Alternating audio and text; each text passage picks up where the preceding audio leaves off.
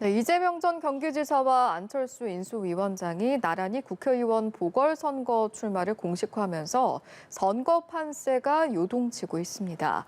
이런 가운데 한덕수 국무총리 후보자의 국회 인준 여부를 둘러싼 여야 갈등도 깊어지고 있는데요. 두 분과 정치권 소식 짚어보도록 하겠습니다. 박창환 장한대 교수, 차재원 부산 가톨릭대 특임 교수 모셨습니다. 두 분 어서 오십시오. 안녕하세요. 안녕하세요.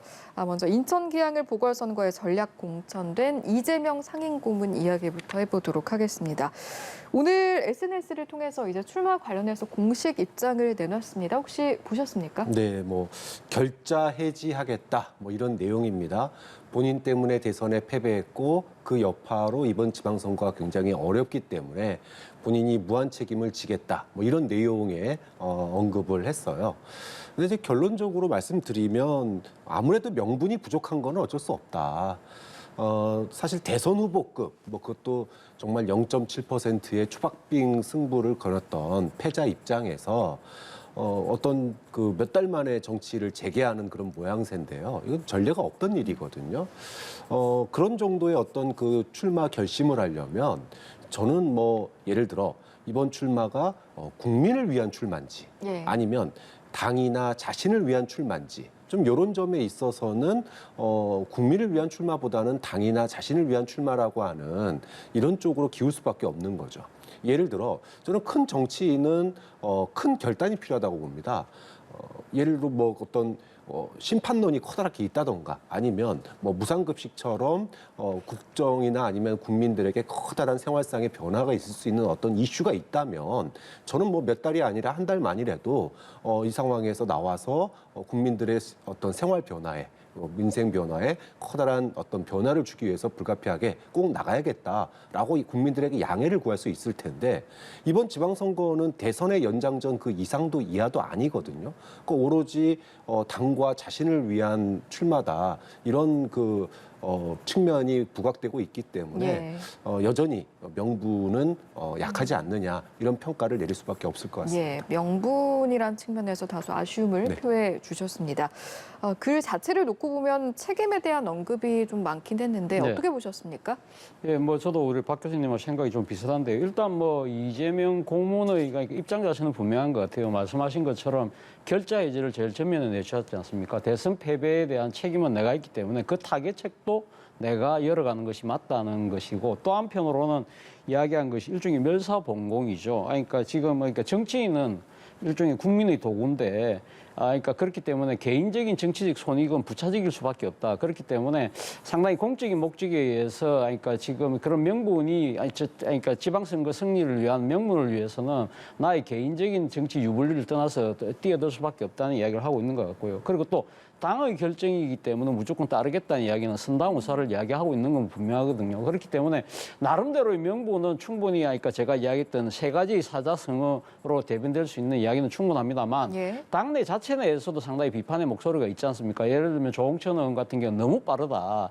대선 패배하고 난 뒤에 나름대로 성찰의 시간을 갖겠다고 했는데 불과 지금 대선 끝난 지 2개월 만에 지금 등판하는 것이 맞는 것인가. 그리고 또 노웅래 의원 같은 경우는 소 잡는 칼로 닭을 잡을 수가 있느냐는 이야기를 한다는 것이죠. 그러니까 1610만 표라는 아주 많은 표를 얻은 그러니까 민주당이 소중한 정치적 자산을 이렇게 지방선거라는 이 눈앞의 이런 정치적인 여러 가지 그러니까 이벤트에 바로 이렇게 올인함으로써 오히려 정치적 자산이 상당히 그러니까 스스로 훼손하는 결과를 낳는 것이 아닐까라는 우려가 당내에서 나오고 있고 그리고 또 박영선 전 장관 같은 경우 오늘 지금 공표한 이야기에 보면 여러 가지 명분을 걸고 나가지만 그것이 시간이 흘러서는 나중에 우리에게 돌아오는 화살이 될 수 있다는 우려가 나오고 있는 만큼 결국은 이번 지방선거에서 과연 이재명 상임 고문이 출전을 해서 어떠한 결과를 내느냐가 아마 향후의 이 결정에 대한 분명한 하나의 성적표가 될 거라는 생각이 듭니다.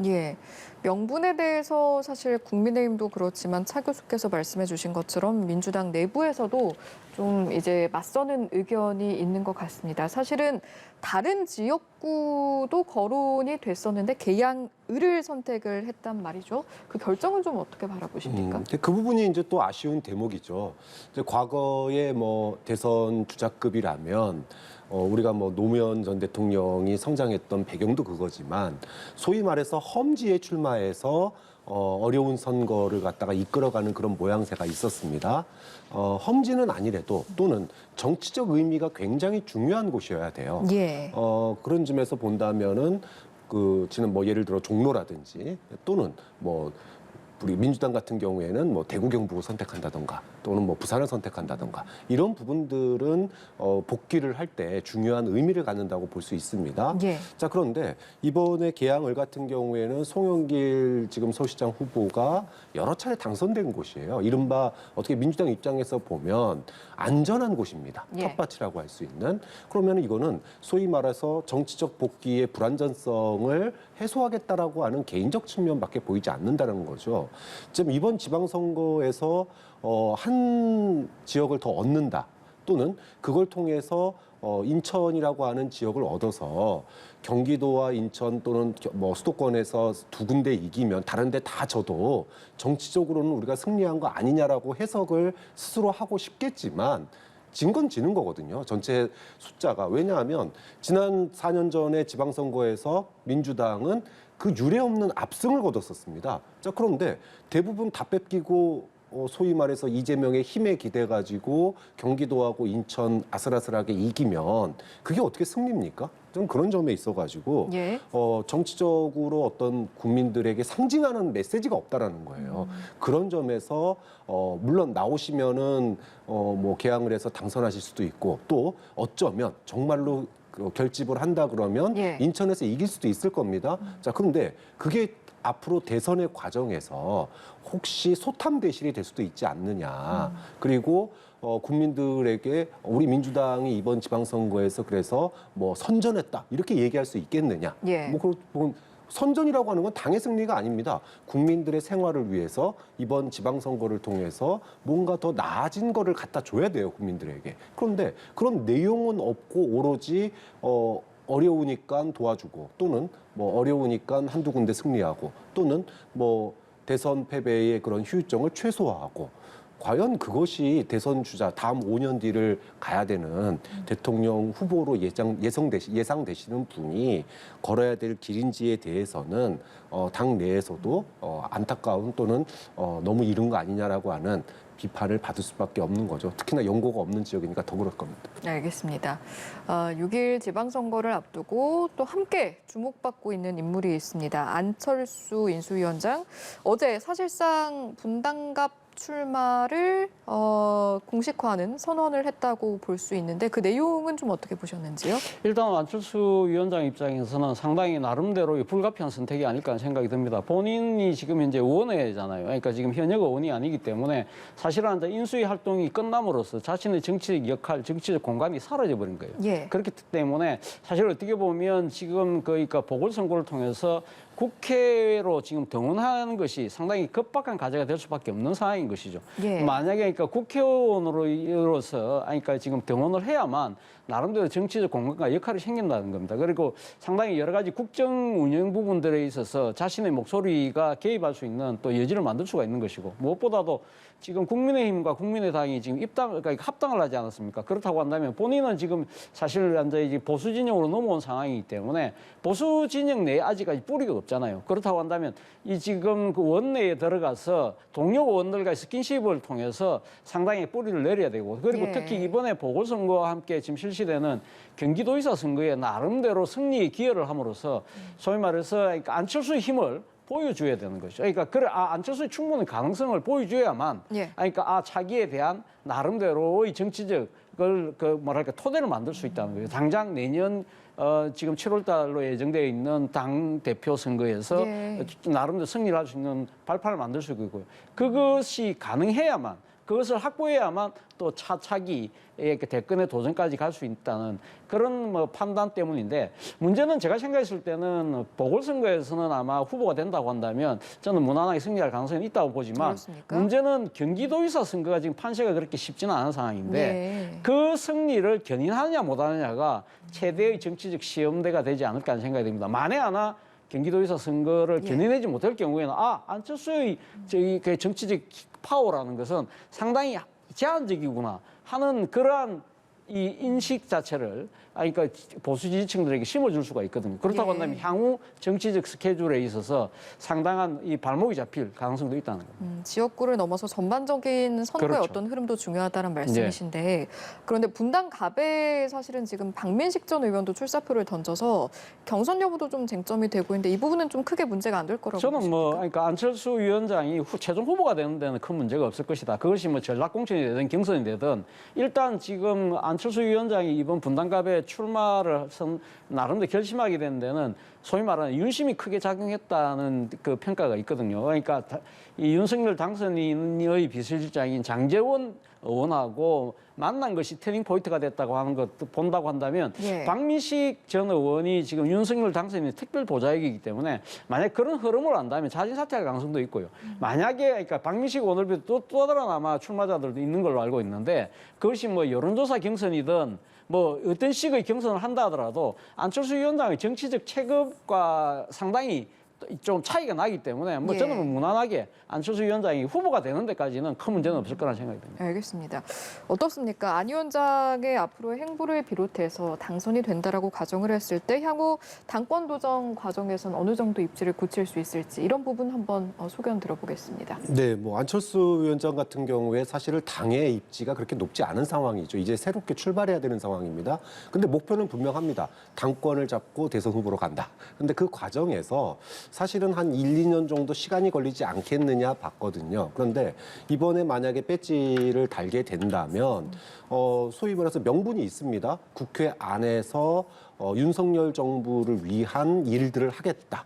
윤석열 정부를 도와주는 윤석열 정부의 성공을 위해서 입법 활동과 의회 활동을 하겠다. 이렇게 되면 당내의 지지층들에게 소위 각인되는 효과들도 클 것이고 실질적인 공간이 열리게 됩니다. 예. 자, 그런 측면에서 배지가 없는 것보다 훨씬 좀 더 수월하게 당을 소위 말해서 당을 장악해가는 당을 예. 접수해가는 이런 좀 더 지름길이 될 수 있지 않느냐 이런 것들 이런 전망이 있기 때문에 예. 아마 안철수 후보도 이제 위원장도 이 부분에 굉장히 주목을 하면서 예. 앞으로 의정 활동 그러니까 이번 재보궐 선거에 도전하지 않냐 이렇게 봐야 되겠죠. 알겠습니다. 상황이 이렇다 보니까요. 이번 지방선거 자체가 좀 판이 커졌다. 이런 네. 말을 하기도 하고 뭐 미니 대선급이다 이런 이야기도 나오는데 두 사람의 등판이 향후 수도권 판세에는 어떤 영향을 전반적으로 미칠까요? 아마 두 사람의 등판으로 인해서 상당히 아마 수도권 판세 자체가 요동을 칠 가능성이 높습니다만 제가 예. 지금 현 단계에서 어느 쪽이 유리하다 불리하다고 말하는 것은 조금 이르지 않을까 하는 생각이 들고요. 저는 예. 어쨌든 이러한 상황 자체가 저는 지방선거를 바라보는 임하고 있는 우리 전체 국민들한테는 크게 좋은 상황은 아니라는 생각이 들어요. 왜냐하면 예. 이재명 상임 고문이 지금 그러니까 이 개항을에 보궐선거에만 출마하는 것이 아니라 지방선거를 총괄하는 총괄선대위원장이거든요. 그러니까 그렇습니다. 전면에 나섰잖아요. 예. 그러면 이재명 상임 고문이 이렇게 전면에 나선 가장 결정적인 이유가 뭘까? 물론 아까 개인적인 그리고 또 당의 명령도 있었지만 예. 제가 생각했을 때 윤석열 당선인이 전국을 돌면서 순회 방문을 했잖아요. 그때 이 각 지역의 국민의힘 후보들을 거느리고 사실상은 지금 선거 운동을 했다는 게 민주당의 그 시각이거든요. 예. 그러니까 어떻게 보면 사실은 지금 대선의 연장전인데 지금 이재명 상임 고문과 윤석열 당선인의 리턴 매치가 사실상 벌어지고 있는 거예요. 그렇지 않습니까? 그렇다고 한다면 또 지금 2라운드 강대강의 2라운드가 이제 전개된다는 거예요. 강대강의 이 한 번 붙은 것이 검수완박 때문에 국회에서 지금 국민의힘과 민주당이 한번 격돌하지 않았습니까? 예. 이번에 지금 지방선거를 놔둬놓고도 정권의 운명과 민주당의 존립을 놔둬놓고 또 다른 강대강 충돌이 벌어진다는 겁니다. 그렇다고 한다면 선거가 끝나고 난 뒤에 결과가 누가 이기든 간에 예. 상당 기간 아마 통합과 협치가 어려운 국면으로 가지 않을까 그런 우려가 생긴다는 것이고요. 또 하나는 이러한 식으로 그러니까 중앙 권력을 놓고 강력하게 맞부딪히는 상황 자체가 지방선거에서 벌어지기 때문에 상당히 문제가 있다는 것인데 지방선거는 말 그대로 풀뿌리 민주주의잖아요. 예. 풀뿌리 민주주의는 말 그대로 생활정치, 민생정치를 이야기하는 것인데 이 중앙의 거대한 이 권력 싸움으로 인해서 지방선거의 의미가 실종돼 버릴 경우에는 유권자들한테 오히려 상당히 불리한 상황이 되지 않을까 그런 측면에서 저는 우려가 된다는 거죠. 예, 거물급 인사들이 나서는 것이 결과가 어떻게 되든 통합과 협치 측면에서는 그렇게 도움이 되지 않을 것 같다 이런 의견이셨습니다. 네, 뭐 저도 같은 의견입니다. 우리가 흔히 선거 그러면은 구도, 이슈, 인물 이렇게 세 가지를 봅니다. 근데 구도가 이번 지방선거는 대선 연장전이다. 이런 느낌을 지울 수가 없죠. 대선이 끝난 지 얼마 되지도 않았고 그리고 여러 가지 뭐 인물 구도도 그렇고. 근데 두 번째는 이슈인데 이슈도 과거에는 그래도 지역별의 어떤 그 개발 이슈라든지 이런 것들이 조금은 있었어요. 그런데 이번 보면 대선 때 겨눴던 그런 뭐 정책들은 이미 한 번 다 나왔었고 새롭게 나올 게 별로 없다라는 거죠. 더군다나 지금 현재 전국은 검수완박이나 인사청문회 요걸로 사실 뒤덮여 있습니다. 자, 이렇게 보면 이슈도 지방에 없어요. 그다음에 인물에는 지난 대선 때 붙었던 인물이 다시 다 나왔습니다. 뭐 당선인은 당선인 신분으로 후보자들 이끌고 경기도하고 강원도까지 이끌었으니까 뭐 말 그대로 윤석열 대 이재명의 그런 리턴 매치가 또 한 번 되는 거 아니냐. 그럼 결론은 뭐냐? 지방 이슈 없는 지방선거입니다. 그러니까 말 그대로 말만 지방선거지 그냥 대선 연장선인 거예요. 이렇게 놓고 보면 이것의 어떤 그 승리가 지방자치의 발전이나 또는 지역 주민들의 어떤 삶의 개선 이런 것과 과연 어떤 영향력이 있겠느냐. 예. 그냥 대선 때 못했던 0.7%로 그 정말 아슬아슬했던 그 상황을 또 한 번 우리 국민들은 그때 주고받았던 가시돋친 설전들 또 다른 지금 현재 이슈만 바뀔 겁니다. 검수완박이나 인사청문회로 예. 이슈만 바뀌어서 또 다시 그런 이야기를 듣고 있어야 되기 때문에 예. 판은 커졌지만 그 판이 정말 지방선거를 위한 판이냐 아니면 정치인들을 위한 판이냐 예. 이슈도 사람도 구도도 지방 이슈도 없고 국민들의 민생도 없고 오로지 그냥 승자를 가리기 위한 싸움으로 흐르지 않을까라고 하는 게 굉장히 우려되는 대목이죠. 알겠습니다. 진정, 통합 그리고 지방자치를 위한 것이 무엇인가 두 분이 함께 공통적으로 좀 질문을 던져주신 것 같습니다.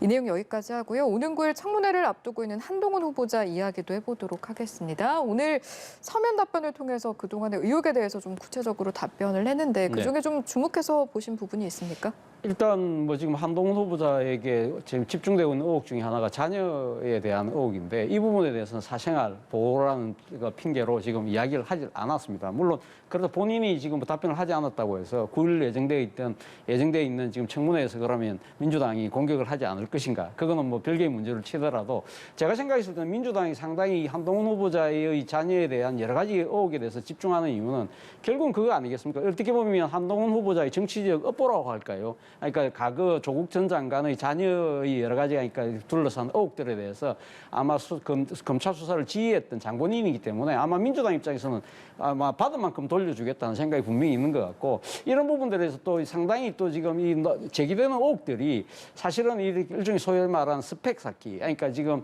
부모 찬스를 이용한 스펙 쌓기 아니냐는 그런 게 약간 조금 닮은 꼴이 있다는 거예요. 그런데 문제 결정적인 차이는 뭐냐면 조국 전 장관의 자녀는 그 스펙을 이용해서 분명한 결과를 봤는데 지금 한동훈 후보자의 자녀 같은 경우는 그 과정에 있기 때문에 그것이 직접적인 비교가 될 것인지는 우리가 청문회에서 지켜볼 대목인 것 같고요. 예. 또 하나 오늘 제가 그 주목해서 봤던 부분은 이 지금 윤 당선인의 배우자인 김건희 여사와의 관계인데 예. 사실은 뭐 지난번 김건희 여사가 그 지난번 그 대선 과정에서 나왔던 녹취록에서 한동훈 후보자를 언급하지 않았습니까? 그러면서 뭐 한동훈 후보자에게 뭐 내가 전달하겠다는 식으로 이야기를 했는데 그 부분과 관련해서 민주당 쪽에서는 아마 이렇게 질문을 했던 것 같아요. 어떤 관계냐? 그러니까 본인은 뭐 김건희 여사의 지시를 받을 관계도 아니고 받은 예. 적도 없다. 딱 잡아서 부인을 했기 때문에 이런 부분들도 아마 상당히 구체적인 검증의 그러니까 선상에 오르지 않을까. 그리고 또 하나의 문제는 한동훈 후보자에 대해서 민주당이 상당히 강하게 이렇게 정치적인 공세를 집중하는 이유 중에 하나는 예. 한동훈 후보자가 단순한 국무위원을 넘어서 소위 말해서 윤석열 정권의 제2인자, 소위 말하는 소통령 이 아니냐는 그러한 부분이거든요. 예. 그런 부분들에 대해서도 한동훈 후보자는 그러니까 윤석열 당선인과의 개인적인 인연이 아니라 여러 가지 법무행정의 선진화 뭐 글로벌 스탠다드 때문에 적임자로서 내가 된 거다는 부분을 이야기를 하고 있기 때문에 예. 이런 부분들이 과연 본인의 서면 답변처럼 그러니까 지금 민주당이 수긍할 수 있을 것이냐 이것이 또 일종의 관전 포인트가 아닐까 생각이 듭니다. 알겠습니다. 마찬가지 질문 드리겠습니다. 서면 답변에서 어떤 부분 주목해서 보셨는지요? 네, 뭐 앞으로 이야기될 부분들이 굉장히 많은데 앞서서 뭐 여러 가지 얘기를 해주셨으니까 중복되지 않은 것만 말씀하겠습니다. 예. 저 한 가지는 이제 한덕수 총리 후보자도 그 자택을 갖다가 비웠을 때 임대를 해줬는데 그게 알고 보니까 해외 대기업들이 임대를 했더라. 그래서 그 수익으로 상당한 뭐 9억 원인가 뭐 이런 수익을 얻었더라. 이런 논란이 있었지 않습니까? 그런데 마찬가지로 지금 한동훈 후보자 같은 경우에도 집을 빌렸는데 하필이면 그게 또 삼성 임원의 집이에요. 자, 이렇게 되면 예. 이 업무와 무관하다고 하지만 어떻게 이번 정부에 내정된 후보자들은 다 집을 빌려도 대기업의 집, 임원의 집을 빌리고 집을 빌려줘도 외국 대기업이 알아서 착착 다 돈 주고 빌려가는지 예. 이런 부분들이 김앤장 그 소위 고문과 관련돼서 이런 이야기들이 계속 나오다 보니까 이건 뭐 소위 그 합법적 유착이라고 그러죠, 이런 거는. 예. 좀 이런 부분들이 있지 않느냐라고 하는 부분에 대한 해명이 예. 좀 앞으로 필요하지 않을까라고 보고요. 예. 또 하나는 그러면은 법무부 장관으로서 앞으로 그 사건에 대해서 임하는 태도 문제인데 예. 그동안에 이제 그러니까 문재인 정부의 소위 말해서 뭐 원전 수사라든지 뭐 몇 가지 그 수사 대목이 있습니다. 그런데 그것과 유사한 수사들이 검찰 내에도 지금 나오고 있어요. 예를 들어 손준성 검사가 이번에 기소가 됐는데 그 부서에서 소위 자료들을 갖다 다 폐기를 했습니다. 예. 자, 그러면 법무부 장관이 될 한동훈 후보자는 소위 말해서 월성 원자력 관련 자료 파기 사건에 대해서 철저한 수사를 하겠다는 생각을 가지고 있는데 그러면 검찰 내부에서 이렇게 수사를 앞두고 자료를 파기했던 거에 대해서는 어떻게 할 것인지 소위 내로남불이라고 하는 그런 검찰과 관련된 여러 이슈들이 있는데 이런 부분들에 대한 입장을 아마 또 답변을 하셔야 될 거예요. 예. 이제 그런 부분들도 굉장히 뭐 주목해서 볼 부분이 아닌가 싶습니다. 네, 알겠습니다. 그리고 이 내용도 한번 짚어보죠. 한독수 국무총리 후보자 같은 경우에는 지금 국회 인준 절차만을 네. 남겨두고 있는데 당선인 측에서 부결될 시에 총리 없이 가겠다 네. 이런 언급을 또 했습니다. 이건 어떻게 받아들여야 하는 겁니까? 일단 뭐 어제죠. 어제 민주당이 사실은 한덕수 후보자에 대해서 부결 판정을 그러니까 지금 불가 판정을 사실상 공개적으로 선언을 하지 않았습니까? 예. 그렇기 때문에 이런 부분들에 대해서 아마 윤 당선인 나름대로 정치적 결계를 내비친 것이 아닐까라는 생각이 듭니다. 그러니까 지금 윤 당선인 입장에서는 지난 청문회 때 소위 말하는 결정적인 한 방도 없었는데 예. 그렇기 때문에 한덕수 후보자는 아무런 문제가 없다. 이것은 말 그대로 지금 그 민주당의 국정 발목잡기 더 나아가서는 대선 불복이다는 부분을 분명히 이야기하고 있는 것 같고요. 그리고 한덕수 후보자에 대해서 상당히 이렇게 밀릴 경우에는 말 그대로 소위 말해서 사태 도미노 상황이 벌어질 것을 우려하고 있는 것 같아요. 지금 민주당이 집중적으로 지금 공세를 하고 있는 정호영 후보 플러스 알파로 지금 한동훈 후보자까지 더 나가서 또 다른 또 후보자들까지 연쇄적으로 이렇게 사태가 직면하게 되는 요구에 직면하게 되는 그런 상황을 아예 처음부터 차단하겠다는 아주 강력한 대응 조치로 보이고요. 예. 그리고 실제 아마 지금 윤석열 당선인 입장에서는 아마 1998년도에 김대중 정부가 출범했을 때의 사례를 나름대로 벤치마킹하고 있는 것이 아닐까라는 생각이 듭니다. 예. 당시 98년도에 이 DJP 연합이 정권을 잡긴 했습니다만 그때는 소수 여당이었거든요. 지금처럼. 그래서 그때 이 김대중 정권이 첫 총리로 지명했던 분이 김종필 당시 자민련 총재였는데 예. 이 부분에 대해서 한나라당이 반대를 할 때 그 6개월 동안 끌면서 그때 기다렸다가 6개월 뒤에 결국은 통과시킨 사례가 있습니다. 근데 예. 문제는 그때는 총리 서리제라는 것이 있었는데 이제는 그 서리제가 없다는 겁니다. 그렇기 때문에 그런 문제가 있고 그리고 또 당시는 지금 그 윤석열 당선인 측에서는 그럼 장관 없으면 차관으로도 가겠다고 하지만 사실 차관으로 만약에 갈 경우에는요. 그럼 국무회의가 열리질 않거든요.